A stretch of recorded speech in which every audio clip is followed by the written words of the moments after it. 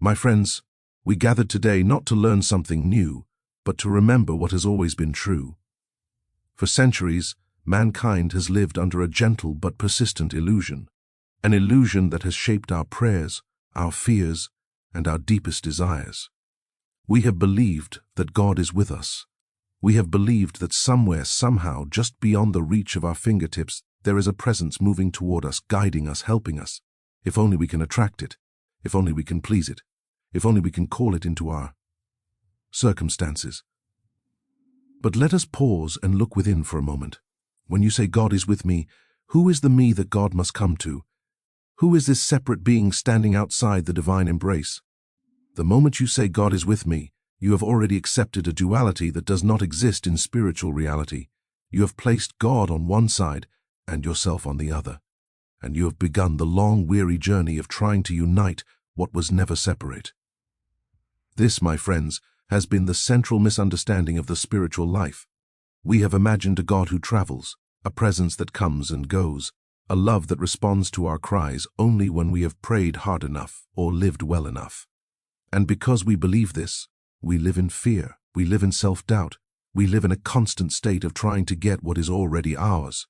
Let us begin right here at the opening of this work together with a truth that can dissolve a lifetime of seeking. God is not merely with you, God is being you. The very life that beats your heart, the intelligence that animates your mind, the love that longs to express through you, that is the presence you have been calling God. It has never been outside you. It has never been distant. It has never been separate. You see, the spiritual journey is not the attempt to bring God closer. It is the quiet recognition that God could never be absent. The kingdom you have searched for in the heavens, in the scriptures, in the rituals of religion, is the kingdom that Jesus said is within you, not as a poetic idea, not as a hopeful metaphor, but as the literal truth of your being. And so as we begin today, let us set aside the old belief that God must come to us, or that we must reach out to God. Let us rest in a deeper reality. The presence you seek is the very consciousness by which you are aware in this moment. It does not move toward you. It expresses as you. We are not here to invite God into our lives. We are here to awaken to the life that has never been anything but God. Let us go deeper. Now, if we are to understand the nature of this presence that lives us, we must return to the simplest of all spiritual statements, a teaching so clear that only the human mind could have complicated it. When Jesus said, "The kingdom of God is within you," he was not offering poetry. He was not speaking symbolically.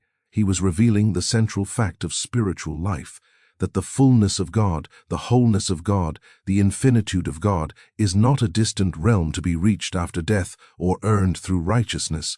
It is the very essence of your being in this moment. The kingdom is not something you travel toward. It is not something you acquire. It is not something that descends upon you when your prayers are perfect enough. The kingdom is the divine consciousness expressing as the life you call I. And because this kingdom is within you, every attempt to seek God outside yourself must fail. You cannot find what you already are. You cannot import the presence that is already shining at the core of your being. This is why so many seekers wander endlessly. They read more books, attend more meetings, recite more prayers, all in the hope that God will draw near. Yet Jesus says, "Look within. Look where you have never thought to look. Look beneath the thoughts, beneath the emotions, beneath the sense of a personal separate self. And there you will find the kingdom that has never left you." You see, the world has reversed the teaching of the Master. We have made the kingdom a future reward, a distant heaven, a spiritual landscape somewhere beyond the clouds. But the Master placed it exactly where it had always been within you. And when he said, "The Father and I are one," he was not describing a relationship unique to himself. He was revealing the universal truth of being. The divine nature is the root of every life. This kingdom is not something you enter. It is something you awaken to. It is not something God establishes later. It is what God has established now. Your task is not to climb toward it. Your task is to remove the veil of separation in your own consciousness. And what is that veil? It is the belief that you are a human being trying to reach a divine presence. It is the belief that God is somewhere else. The moment this belief is released, even for a single breath, you begin to sense the stillness, the peace, the completeness of a presence that has never been absent.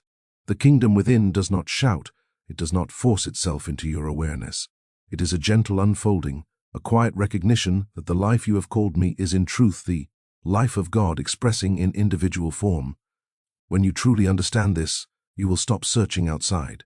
You will stop begging for what is already within, and you will begin to live from the consciousness that Jesus intended, not as a seeker of God, but as an expression of God. As we move forward, let us look more deeply at this great transition. Every sincere seeker must eventually make the shift from duality to oneness. It is not an intellectual shift. It is not the acceptance of a doctrine. It is a profound change in consciousness, a spiritual awakening in which you see clearly that there is not God and you. There is only God appearing as you. Duality is the oldest illusion known to mankind. It is the belief that there are two powers, two beings, two existences, one divine, one human, one perfect, one flawed, one infinite, one limited. And all suffering, every conflict, every fear in your life arises from this belief in two-ness. The moment you think you stand apart from the presence, you begin to doubt, to struggle, to defend, to seek. You begin to live as a creature separate from its source. But this separation exists nowhere except in human belief. It has no spiritual reality. It has no divine sanction. It is no more real than a shadow mistaken for substance. And the instant this veil begins to lift, the instant you recognize that the life you are living is not a personal life but a divine expression, the entire structure of fear collapses. Let me say this plainly so that you do not miss it. God is not accompanying your life. God is the life you are living. You are not a mortal being borrowing breath from infinity. You are not a fragile personality hoping for divine support. The very breath you breathe is the movement of God. The very intelligence that thinks is an activity of the divine mind. The love you feel, the intuition that guides you, the compassion that arises in you. These are not human virtues. They are the nature of God expressing as individual consciousness.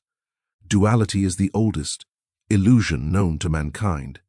It is the belief that there are two power, two beings, two existences, one divine, one human, one perfect, one flawed, one infinite, one limited.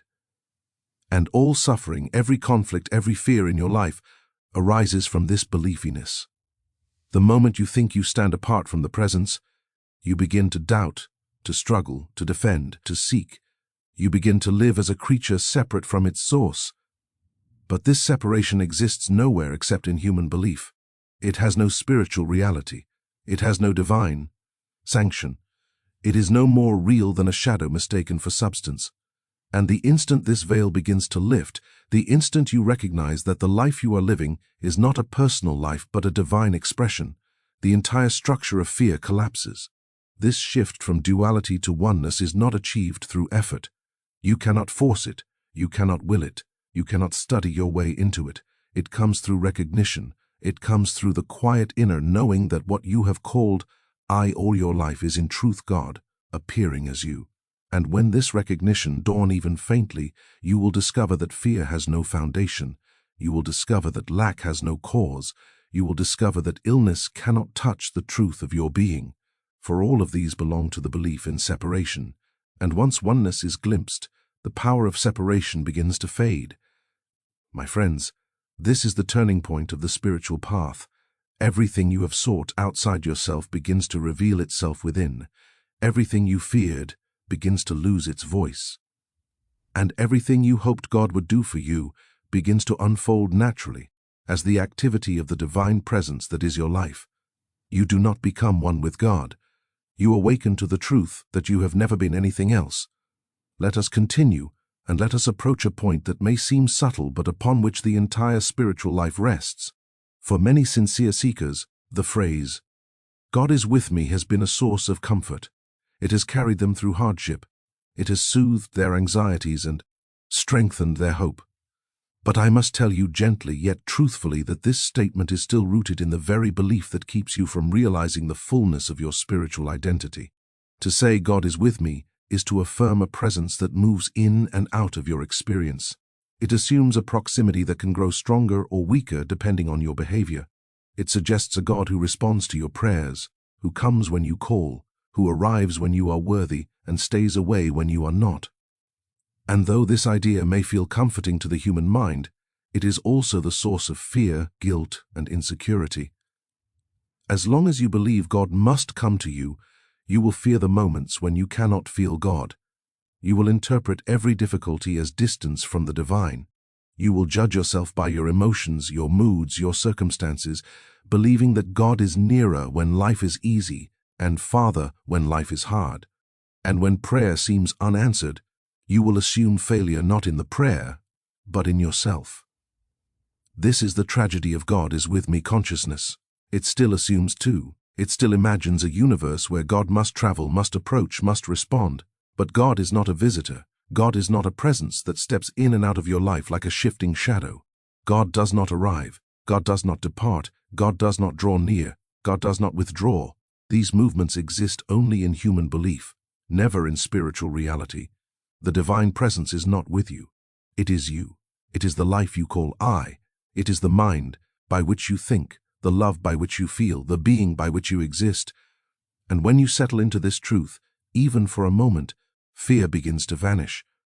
For how can you fear losing what you cannot be separate from? How can you worry be out God's absence when God is the very essence of your being? How can you plead for help from a presence that is the inner light of your own consciousness? You see, the danger in the phrase, God is with me, is not that it is false, it is incomplete. It is the first step of awakening. But it cannot be your home. If you linger there, you will forever walk the path of the beggar, the seeker, the one who hopes God will hear, will come, will act. But the moment you awaken to oneness, you discover that God is not your helper. God is your identity. This does not make you God, for the ego cannot contain the infinite, but it reveals that the infinite is expressing itself as you, through you, in you, and as the very substance of your being. Once this dawn, the whole structure of petitionary prayer collapses. There is no longer a God to convince, no longer a presence to summon, no longer a blessing to chase. There is only recognition of what already is. To mature spiritually is to move from seeking God's nearness to realizing God's nature. It is to exchange the insecurity of duality for the peace of oneness. And this shift transforms everything because it removes the central illusion that has kept you living as a separate creature trying to reach the divine.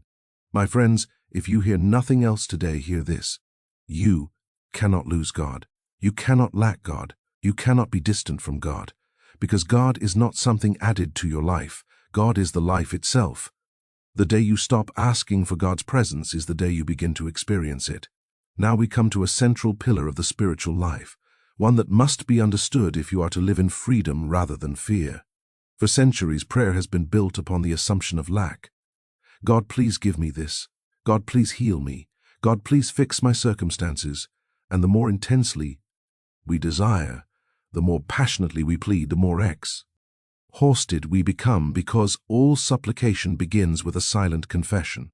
I do not have what I need, but the spiritual life, the life that Jesus revealed, the life that the mystics have lived, the life the infinite way invites you into, is not founded on lack. It is not founded on asking. It is founded on recognition. Recognition is the quiet realization that everything you have asked God to give you has already been given. Recognition is the understanding that you cannot seek the presence because the presence is the very ground of your being. Recognition does not beg, it acknowledges. Recognition does not reach, it rests. Recognition does not attempt to change God. It allows God to reveal the truth already present. You see, all supplicating prayer assumes a God outside yourself who must be persuaded. But recognition knows that God is the very life you are living, and that nothing needs to be added to that life. What is needed is not divine intervention, but spiritual awareness.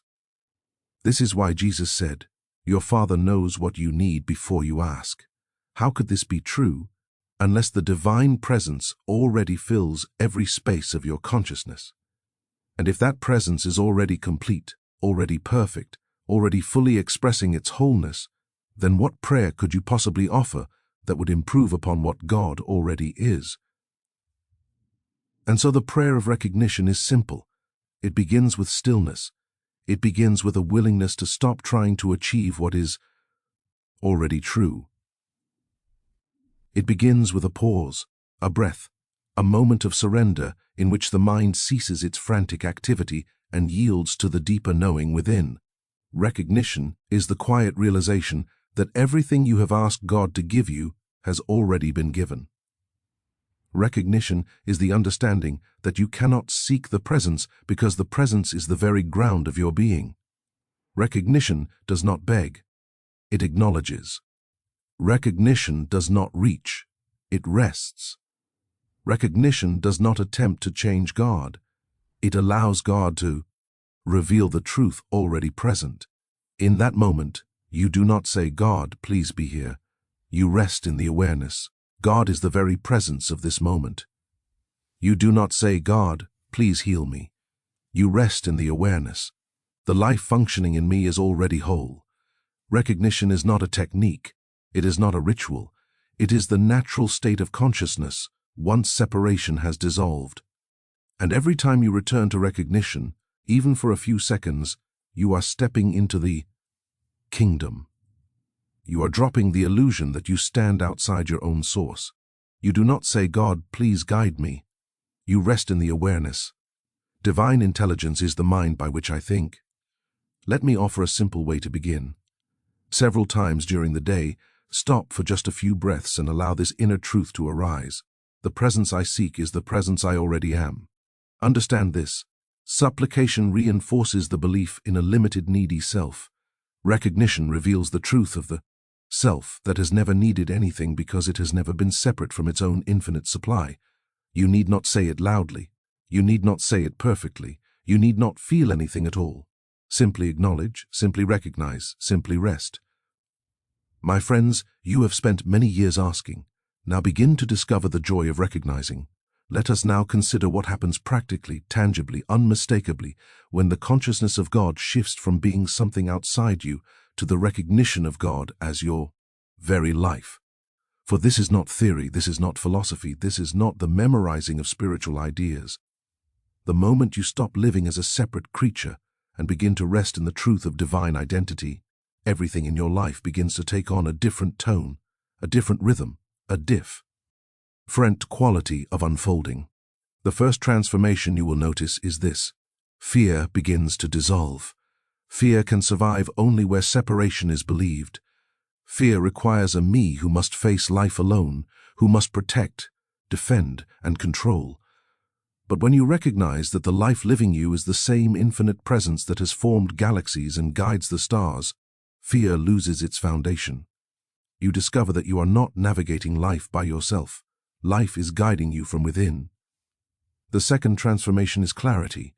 Where once decisions were made through analysis, through worry, through trying to calculate outcomes, now decisions arise from a calm inner knowing.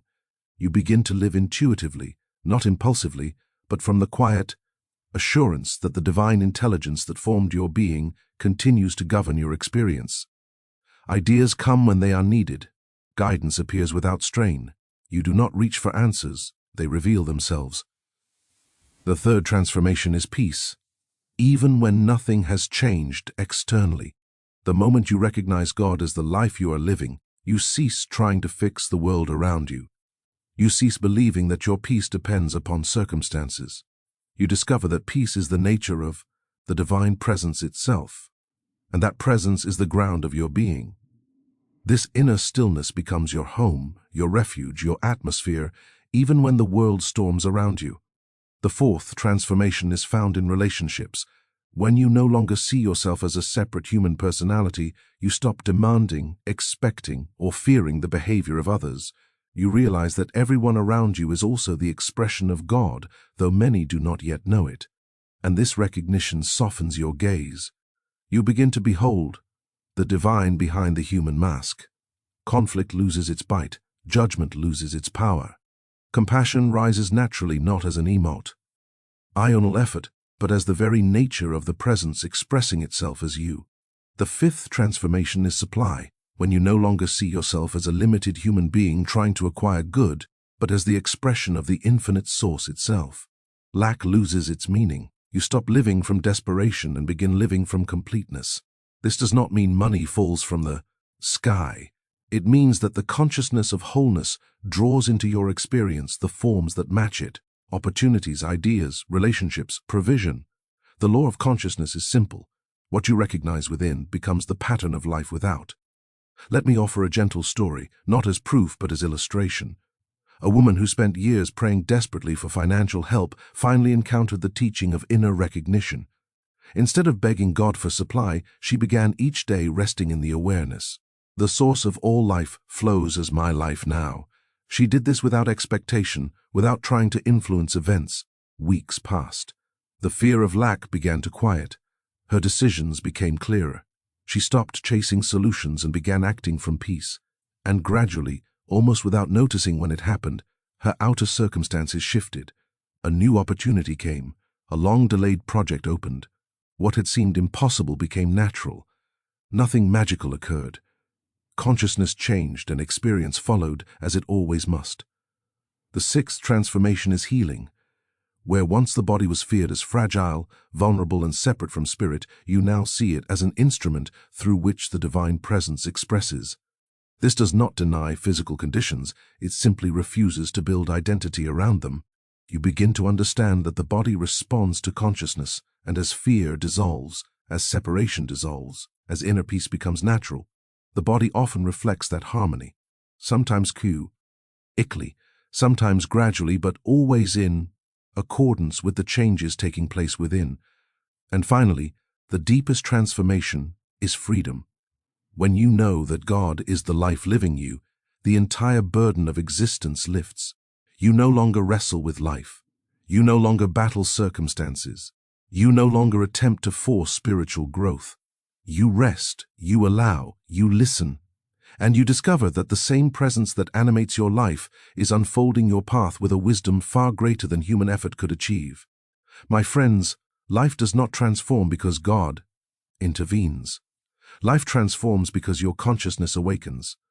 Now, let us turn to the heart of spiritual practice. Not the outer rituals, not the spoken prayers, not the mental affirmations, but the interior stillness where the presence reveals itself. For if the kingdom of God is within you, then you must learn how to enter that inner sanctuary, not through effort, not through imagination, but through the simple grace of becoming still. The great mistake of spiritual practice is the belief that it must be active. You have been taught to speak to God, to call upon God, to plead with God, to chant, to visualize, to fill the mind with holy thoughts. But the mind that tries to reach God is the very thing that obscures God, and the noise of human thinking is the veil that hides the silence in which the divine presence is known. Therefore, the highest spiritual practice is not doing, it is undoing. It is the quiet release of mental effort. It is the sensation of trying. It is the surrender of the belief that you must achieve something, feel something, or create spiritual experience. True meditation is not an act of reaching for God. It is the stillness in which you discover that God has already been here all along. Let me say this plainly. The presence is not found through words. The presence is not found through thought. The presence is found in the absence of both. When you sit quietly, not to get something, not to change something, not to force a feeling, but simply to be, you begin to feel a subtle shift. The mind softens, the body relaxes, the breath finds its natural rhythm, and in that stillness you become aware of a quiet living presence at the core of your being. It is not felt through sensation, it is not heard through sound, it is known through a deep, wordless awareness. This is the secret of meditation as taught to those who truly sought illumination. Be still and let God reveal God. And you do not need an hour. You do not need a sacred space. You do not need a perfect mind. You need only the willingness to stop just for a moment and to rest in the truth that the life within you is divine. Let me guide you into a simple practice, not as a technique, but as a doorway. Wherever you are, perhaps as you listen, now allow yourself to pause. No effort, No striving, no attempt to reach out. Simply let the next breath be natural. And now in this quietness, recognize not with the mind, not with words, but with inner awareness, God is the very presence of this moment. Do not try to feel God. Do not try to experience something mystical. Simply recognize and rest. This is the beginning of silent union. This is the entrance into the kingdom. And when practiced consistently, 3 seconds here, 5 seconds there, a minute during moments of stillness, this inner silence begins to weave itself into your entire day. It becomes your atmosphere. It becomes the ground upon which your thoughts and actions unfold. You will discover that the less you try, the more you become aware of the divine presence, the quieter you become. The more guidance arises, the more deeply you rest, the more easily life flows. For silence is not empty.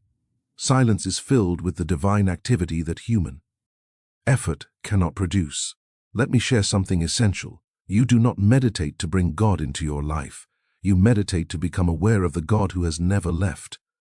This practice of silent union is not escape from the world. It is entry into reality. It does not remove you from your responsibilities. It empowers you to meet them with clarity and peace. It is not something you do in addition to life. It becomes the very foundation of life.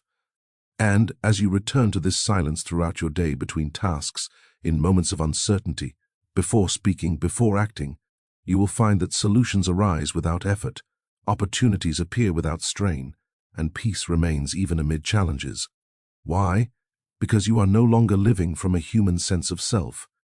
You are living from the presence within. This is the true meditation. This is the doorway to the kingdom. This is the practice that dissolves the illusion of separation and reveals the oneness that has always been the truth of your being. Now that we have entered the silence together, let us speak of what comes next. Not merely the recognition of God within, but the living of that truth in daily experience. For a spiritual awareness is not confined to the quiet moments. It is meant to be carried into every action, every conversation, every circumstance of life. The purpose of realization is not to retreat from the world, but to illuminate it from within. The question is not, how do I act more spiritual? The question is, how do I allow the divine presence to express itself as my life? This is the essence of oneness, not that you adorn yourself with spiritual words or practices, but that you stop living as a separate self and begin to yield to the deeper life that seeks to express through you. You do not become divine. You permit the divine nature already within to shine unobstructed. When you live as the expression of God, something beautiful happens. Your actions lose their strain. Your efforts lose their desperation. Your decisions lose their confusion. For you are no longer acting from personal will. You are flowing from the inner presence. Consider this. The branch does not struggle to bear fruit. It does not demand strength, nor plead for nourishment, nor worry about the seasons. It simply abides in the vine, and the life of the vine expresses as the fruit. So too, when you abide in the inner presence, when you recognize yourself as the expression of the divine, your life begins to bear its natural fruit without effort. Let us explore how this unfolds in daily living. In your work, you stop asking, "What should I do?" and begin listening inwardly. What would love express here? What would intelligence reveal here? What is the next effortless step? Actions arise without anxiety because they do not come from the limited human mind. In your relationships, you cease projecting your fears, expectations, and insecurities onto others. Instead, you behold the truth that each person before you is also a vessel of the same divine presence. Even when their behavior seems unkind or confused, you recognize that the Christ within them remains untouched. This recognition shifts interactions in ways that force can never achieve. In moments of challenge, you stop asking, "Why is this happening to me?" and begin resting in the truth. This circumstance cannot alter my spiritual identity. God is the life I am. Nothing can oppose the nature of God expressing itself. And from this awareness, wisdom unfolds, solutions appear, strength arises. In moments of success, you no longer cling to achievements as personal accomplishments, nor fear their loss. You understand that success is simply one form through which the divine presence has chosen to express temporarily. You do not grasp it. You do not exult. In it, you receive it with gratitude and release it with grace. In moments of failure, you do not collapse into guilt or self-condemnation. You recognize that failure belongs only to the human sense of self, not to the divine identity. And so failure does not define you. It becomes a passing appearance that cannot touch the truth of your being. Living as the expression of God is not a lofty ideal. It is the simplest way of life. It means you cease trying to be something holy, wise, good, successful, and instead recognize that everything God is already seeks expression through you. You do not have to force compassion. Compassion flows naturally when you stop defending yourself. You do not have to force patience. Patience appears when you rest in inner peace. You do not have to force love. Love expresses itself when you recognize your unity with all life. This is why Jesus said, "Let your light shine," not create your light, not polish it, not defend it. Simply let it shine. The light is already within. The life is already within. The wisdom is already within. The kingdom is already within. Your task is not to make these things happen. Your task is to remove the false identity that has hidden them. And so spiritual living becomes effortless. Not passive but surrendered. Not inactive but receptive. Not self-centered but God-centered. When you truly recognize your oneness with the divine, you discover that life is not something you must manage. Life is something you must allow. And now, as we bring this period of inner contemplation to a close, let us return to the very first truth with which we began. Because all spiritual realization, no matter how deep, always circles back to the same simplicity. God is not merely with you. God is being you. Everything we have explored today, oneness, silent union, inner guidance, effortless living flows from this one foundational realization. You have not been walking toward God. You have not been growing closer to God. You have not been trying to reach a presence outside yourself. You have been awakening to the presence that has never been absent. Let your heart rest in this. There is no separation to overcome. There is no distance to bridge. There is no journey to complete. The divine life is the very essence of your being. The kingdom is not reached by effort. It is revealed by recognition. And recognition is not a dramatic revelation. It is not an emotional experience. It is not a spiritual fireworks display. It is a quiet, gentle knowing that arises in the stillness of your own consciousness. I and the Father are one. Not two, not near one. Whenever fear arises, you return to recognition. Whenever anxiety stirs, you return to recognition. Whenever the mind insists on separation, you return to recognition. Not through force, not through effort, not through repeated words, but through the quiet awareness that the life you are living is divine in origin, divine in nature, and divine in expression. Let this be your practice going forward. Before each activity, pause for just a moment. Not to ask God to come, not to seek help from a distant heaven, but to acknowledge God is the presence of this moment. When facing a challenge, pause and recognize my life is not separate from the infinite. When feeling uncertain, pause and know the mind by which I think is God in expression. When feeling unworthy, pause and remember nothing I have done, nothing I have feared, nothing I have believed has ever changed my spiritual identity. And when you forget, as all of us do, simply return again. There is no condemnation in forgetting. There is no failure in drifting. There is no judgment for falling back into human patterns. The spiritual life is not a path of perfection, it is a path of awakening. Each time you remember, the veil thins. Each time you recognize, the light grows stronger. Each time you rest in the presence, the illusion of separation weakens. And eventually, gradually, naturally, the truth becomes your home, your atmosphere, your way of living. You no longer try to remember God. You no longer struggle to find God. You simply know. And from that knowing, everything in your life begins to unfold with the effortless grace of the divine presence expressing itself through you. So let us end where all true spirituality begins, with quiet recognition. Wherever you are, in this very moment, simply rest in this truth. The kingdom of God is within me now. The presence of God is the life. I am and always have been one with the infinite. My friends, may this recognition accompany you gently into the next breath, the next step, the next conversation, and the next unfolding of your life, not as a technique, not as a belief, but as the living truth of your